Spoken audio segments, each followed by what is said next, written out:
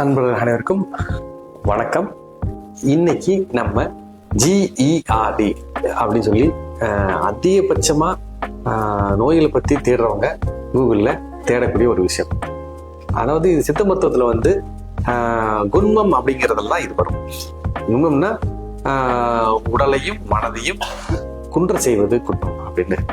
இது முழுக்க முழுக்க உணவை மட்டும் சரி பண்ணாலே இது சரியாயிடும். மருந்துகள்லாம் அடுத்த பட்சம். முதல்ல எடுத்தோடனே உணவுகள் சரியான முறையில ஃபாலோ ஆகும். இது மட்டுமே போதுமானது.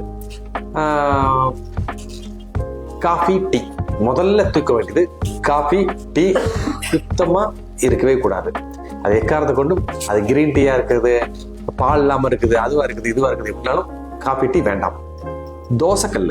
தோசைக்கல்லுல எது செஞ்சாலும் தோசைக்கல்ல என்னென்ன செய்வோம்? தோசை, சப்பாத்தி, புரோட்டா, என்னென்ன ஆம்லெட், இப்படி என்னென்னலாம் கல்லுல வருமோ அதெல்லாம் விட்டு வறுத்தது, பொரிச்சது, சுட்டது, இந்த மூணுல எது செஞ்சிருந்தாலும் வேண்டாம்.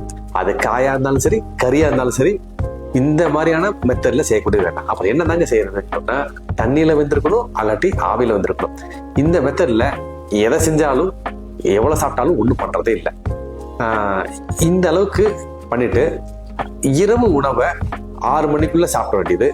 காலையில முதல் உணவு இருக்கு இல்லையா, அதாவது இதன்படி பார்த்தா காலை எந்திரிச்சு காஃபி டீ சாப்பிடக்கூடாதுன்னா நேர டிஃபன் தான் வரும். அந்த டிஃபன் எளிய ஜீரணமாகக்கூடிய உணவை ஃபர்ஸ்ட் தேர்ந்தெடுக்கணும். இட்லி, இடியாப்பம் அப்படின்னு தேர்ந்தெடுத்துக்கலாம். கஞ்சி இது மாதிரி இருந்தாலும் நல்லது.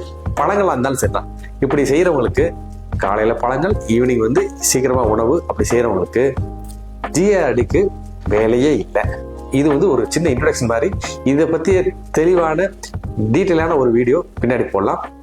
இப்போதைக்கு உங்கள்கிட்ட இருந்து விடைபெறுவது டாக்டர் ரமணன். நன்றி, வணக்கம்.